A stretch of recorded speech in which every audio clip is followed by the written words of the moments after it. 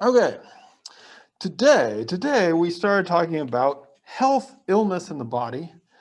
And another way to think about this is by thinking about a field that has grown hugely in the last 10 to 20 years, the field of what is called medical anthropology. And last year, when I wrote my slide for this, I asked the question, and I think it's still a good question in this year, which is why is medical anthropology so hot in the sense of it's so well subscribed or everybody seems to want to do it. And like I said, this was last year. This was in November of 2019 when medical anthropology, I still claimed that it was pretty hot. And I mean by that, we have classes by Professor Connie Anderson, highly recommend. She teaches a medical anthropology class, always full. My wife teaches medical anthropology over at SUNY, always full, right? These are like really exciting classes. There's conferences. I've taught my previous textbook in Intro to Anthropology, not the one that you took with me, but started ending its entire textbook with a medical anthropology chapter. So this has been one of these things that has become a huge field and an exciting kind of, everybody wants to do it now. So that's why I'm going to kind of frame the class is why has medical anthropology been so cool or so hot or so exciting or whatever? And the first thing that I guess I would say is that for the simple reason that the issues of healthcare and the health of our society aren't going away anytime soon. Again, I wrote this last year. So if I could say that last year, I think I can say it like 5 times as much this year, right? These issues aren't going away. What I was thinking about last year was simply that, our society as a whole is aging, and there's not that many people to, take care of us aging people. And so there's probably going to be a continual market for how to care for people as they're aging, and how to transition gracefully into, and how to sort of transition into that rites of passage thing. So, I mean, these things are especially in a society that is graying at the extent that that the United States is. The issue of healthcare and how it's provided is going to be with us for a while. Like I said, that's probably 17 times as much now. The other interesting, whoops, I don't want to do that yet. The other thing that so many of you were excited about is the issue of birth. And, it's so something that the medical anthropology has really spent a lot of time on is thinking about how women give birth around the world, how it is different. A lot of people in our society are sort of have not been satisfied with the hyper-medicalized experience of birth, which really is a fairly recent phenomenon. It's sort of at less than 100 years old, the idea that everyone should give birth in a hospital, which has been then globalized, and to the extent that, as you read, there are some societies that even have extremely high rates of cesarean section deliveries, even higher than in the United States.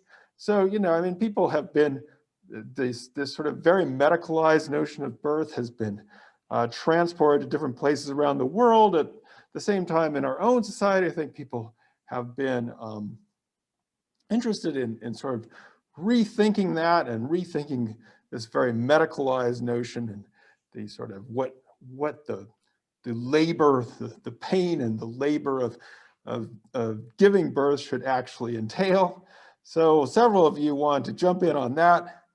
There was one of you who were so excited about, they even commented before the comments are due, replies, coming in with birth. So I thought I actually might, on this one, I'm going to give a plug for my wife's work.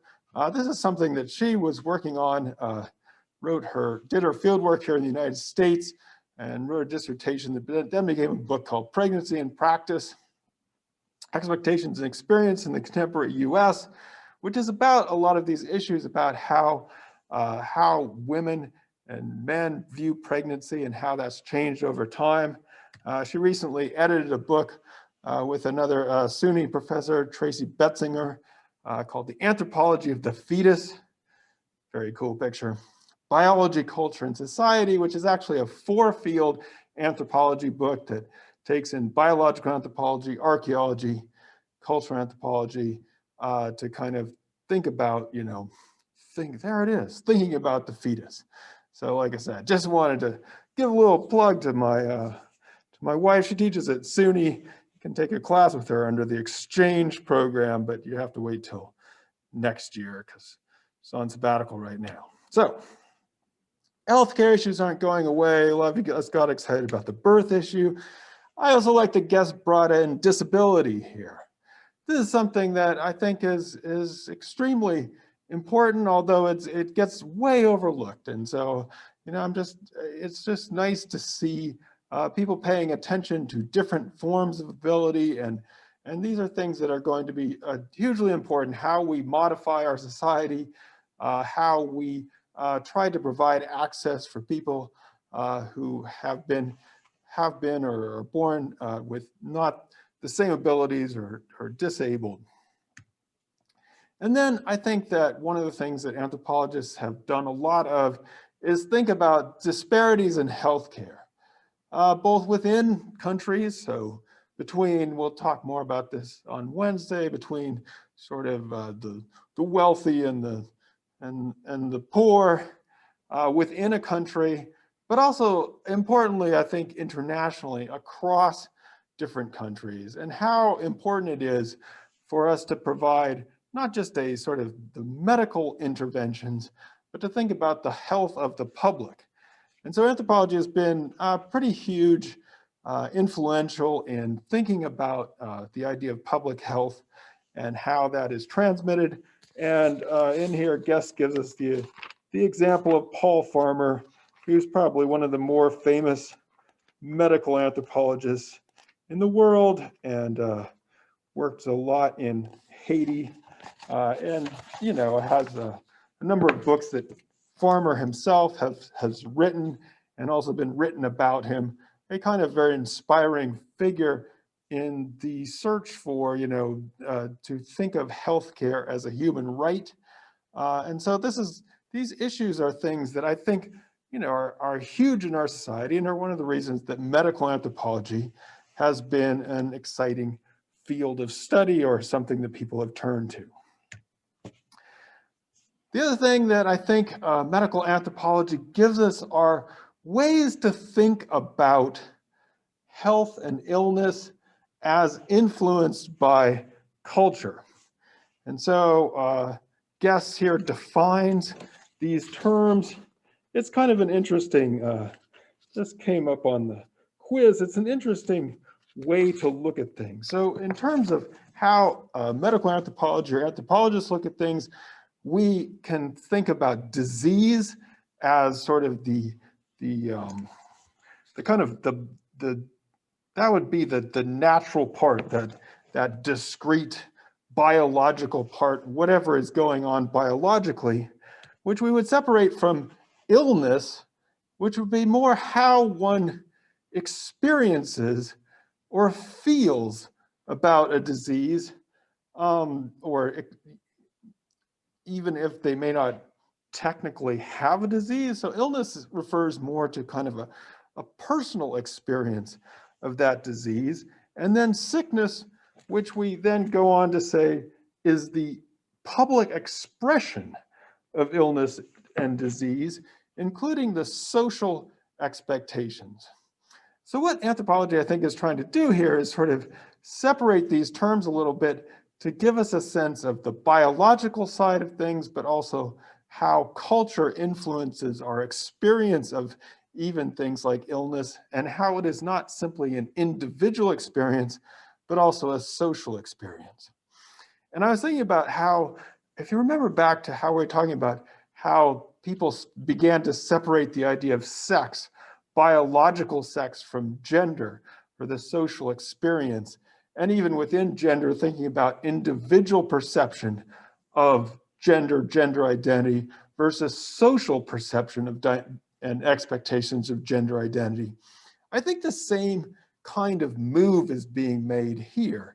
And in the same way that ideas about sex, gender have been, very interesting these days and very exciting for people to think about, I think in the same way, how people are experiencing disease, illness, sickness, I'm not going to say that it's exciting to think about, but it's at least interest, and it's an interesting move here that anthropologists have made to separate out the biomedical, what I consider the biological aspect from some of these cultural and social issues. Of course, another reason, and probably this is why this is one of anthropology's big contributions to the field of medicine, is the idea of ethnomedicine, or that you can go around to different societies, like be up there in highland Tibet and dealing with herbs and herbal medicine and those kinds of things. This is kind of what people come to anthropology for, right? That you're going to go off into some highland mountain or some rainforest, and you're going to show us a different way of looking at the world medically. And so one of the first people to comment on this was one of our few anthropology majors who got excited about highland Tibet, of course. But then I was also interested to see a couple of our nursing majors were also interested in ethnomedicine, ethnopharmacology. We're not necessarily trying to say that this is the right way to go, but it's just, you can learn a lot from other societies and how they deal with illness and disease.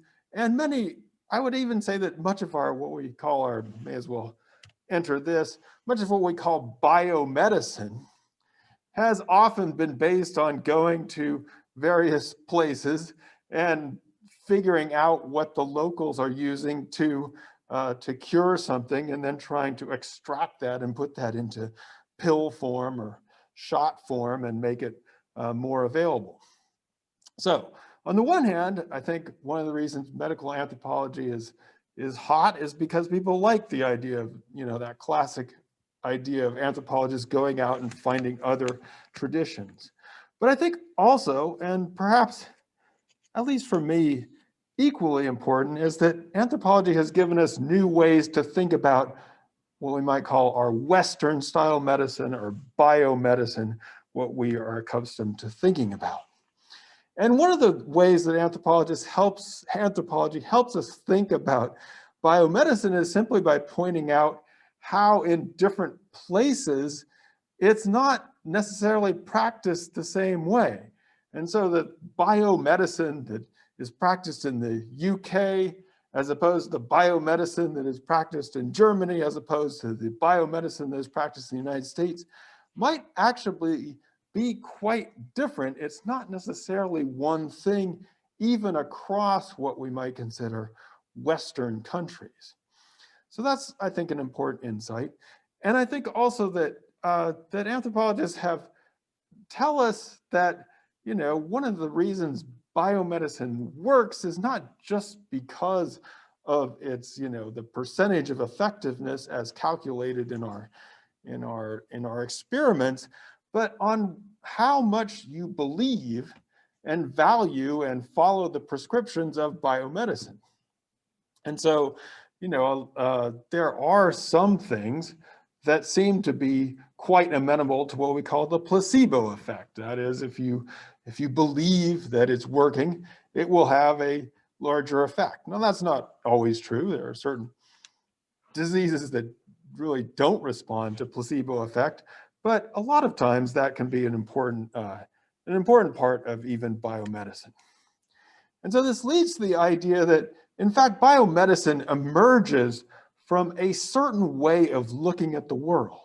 And it's a way in which we treat individual bodies, and we expect the individual body to be the locus of diagnosis and the locus of treatment, instead of thinking about, perhaps what we might consider the social conditions of disease or illness. And so this is based on a particular set of values which tend to locate illness and disease in the individual rather than in the collective.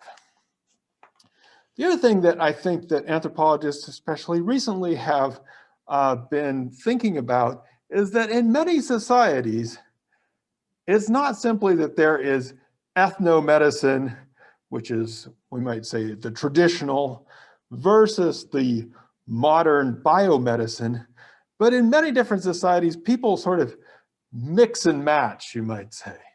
They take elements from an ethnomedical tradition and they mix them together with modern elements. So you'll often see in other societies people that we might have once considered to be, I don't know, I hate to use words that might be stereotypical, but shamans or so-called witch doctors, today are equally likely to be dispensing aspirin or things that come to us from biomedicine. Whereas in our own society, we are often, people are both going to biomedical situations, but are also interested in things like homeopathy or trying to do things from various ethnomedical traditions. So the idea that we once had that there's sort of one biomedicine and there's all these other little ethnomedicines turns out to be, in many cases, as Guest talks about, in many cases, what we're dealing with is called something that we would call multiple systems of healing or medical pluralism, which is that people, are taking different kinds of things. They are, taking the drugs, but also going to church and standing around and getting their hands laid on them to be healed, and might equally see those as equally effective, or the idea that a divine power is working through the modern drugs. It is not something that is completely, of course there are people who do reject either one side or the other, but a lot of people kind of mix and match there. Gus asks us, I think this probably is one of his more interesting questions. It's not a yes or no answer. Well, I guess he would say, yes, there is at least one other global health system. So we usually think of biomedicine as being, Western biomedicine as being the one big global health system. And Guest here, I think, convincingly argues that Chinese medicine has become a global health system in the sense that it is practiced in a lot of different places. It has a sort of theory of practice. It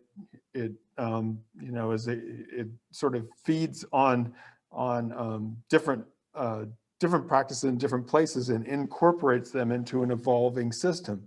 And so in many ways, Chinese medicine has become global. One of the interesting things here, though, is it's not just that there was one thing called Chinese medicine, which we might have said was an ethnomedicine, but there were a lot of different practices, and still are in China, but some parts of it have joined into this, into an ethnomedicine that is now as global, you might say, perhaps not quite as global as Western biomedicine, but has significant global reach. So this is a pretty, I think, fascinating story. And again, another reason why medical anthropology has something interesting to say that people are sort of drawn to, both in terms of, it's probably true that you can get acupuncture, right? In many different places, probably right around here. The other thing that I think, at least, and I'm not sure if this is reason why medical anthropology is hot outside of anthropology, but it is a reason why I think people in anthropology have been drawn to it, is because it helps us to unite some of the subfields of anthropology which had been drifting apart or at odds.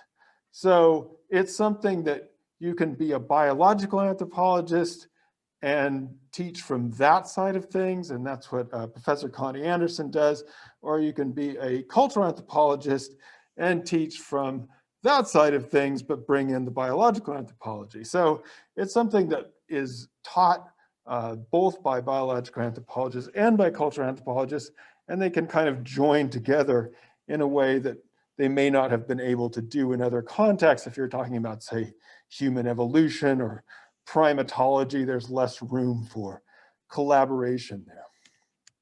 And then I guess I would say that it also brings in linguistic anthropology, which is kind of, I would say the idea of the illness narratives on page 414 are one of the ways in which we can talk about the importance of language and the importance of narrative in how we describe, feel, relate.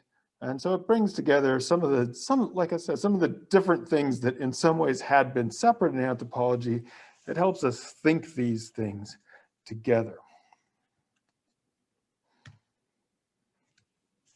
Now, also, and this is for sort of people who are more in the kind of realm of anthropological theory, but I think sometimes even outside of anthropology, people have been looking for ways to rethink the idea that humans are simply composed of these very individualized bodies. And so one of the things that medical anthropology brings to us, partly from the idea of ethnomedicine, but also simply from the idea of, what does it mean to have a body or to be a body or to believe that your soul is inside your body, or does everyone have the same notion of an individual body? And so a lot of what some of the more theoretically interesting anthropology has been about is thinking about different ways to imagine the body and to think about the relationship between, say, mind and body, and the entanglement of the body with other bodies and with social apparatus. And then for those of you who were interested in those microbiomes that we were talking about in the ocean, this is also something that comes up in the human body. I'm not sure, I think actually Guess figures that there's like 10 times as many non-human cells in the body as there are. I'm not sure that's right. It's not that many, but I'm pretty sure, if I'm not mistaken, that there are more non-human bacteria cells in and around and doing things on our bodies than there are human cells. And so there's sort of whole microbiotic colonies that are living in and around and on our bodies. And they're, without the actions of certain bacteria, like gut bacteria, for example, we would not be able to digest food and do all these things. So, it kind of helps you rethink the idea of where the human body begins and ends and the kinds of processes that go on to make us human or other than human. Aha, yes. So coming back to my original question, what we've talked about here as, why has medical anthropology been so hot? We've gone through the sort of enduring social issues, the ethnomedicine issues, the biomedicine issues, the way in which we can think differently about sickness, illness, disease, the way in which we can think about public health and health differentials, and then, thinking differently about both anthropology and about the body and all of those things. So I think that's true. I think what I'd like to sort of leave as a question for you that you can maybe think about for the next class or for a paper is, you know, to what extent are the contributions of medical anthropology going to be important in the ways the world develops over the next 10 or 20 years? In other words, can we go from simply being a hot topic that people take in college to being a sort of indispensable tool for thinking about our healthcare systems? So Paul Farmer, for example, has been hugely important in thinking about healthcare as not just something that you purchase as a consumer, but as a right of human beings.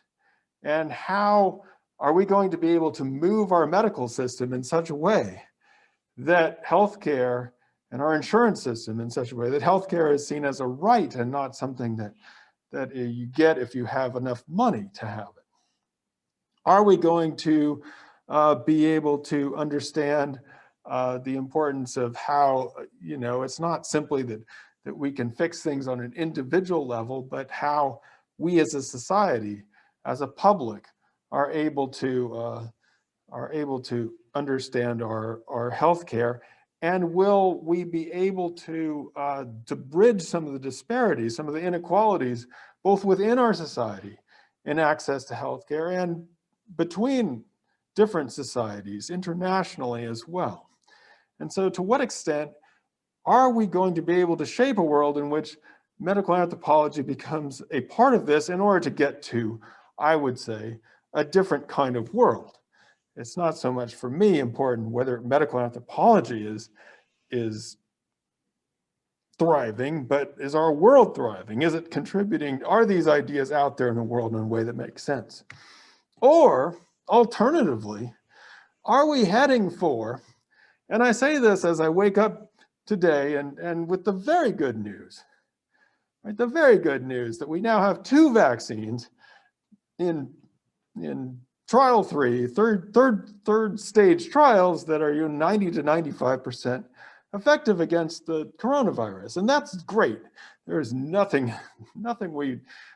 that's really good news. If we had been talking about, you know, vaccines that we were going to hope for 70%, so to hopefully hit 90% is great. But, you know, I think the danger is that in our own society, as we've talked about, we are very, we like to fix things with pills, and we like to fix things with technology. And we have, I think, you know, over the past few years, there have been revealed that there are some huge social problems and there's some huge social disparities. Will we simply, if we can get, you know, get the quick fix, does everything go back and we're all like, cool? We don't have time for you to talk about your little anthropological studies up there in Tibet or Chinese medicine or that. We don't have time to talk about public disparities. Just get this shot, get on an airplane, go on a cruise, have fun, burn some fossil fuels while you're at it, right? Is that the kind of society that we're going to go back to? And, you know, hey, trust me, if this all works out, I'm going to be happy to get back on some planes. You know, I'm not going to be all isolated forever. But I mean, the question is, are we as a society ready to think about some of the social issues that this has come up with? Or are we going to sort of, you know, if hopefully we do get the shot, which I'm not saying is bad, if we do get something like that that can really super help, to what extent are we going to still be able to talk about some of these social issues that have come up over this time? So, like I said, this is, I'm not sure there's an answer to this. It's just a question that I would pose and a kind of something to think about as we keep reading about and especially finishing up the rest of this chapter. which interestingly enough talks about, you know, the impact of globalization on health, and ends with a example of the Ebola virus, which is both relevant, but like I said,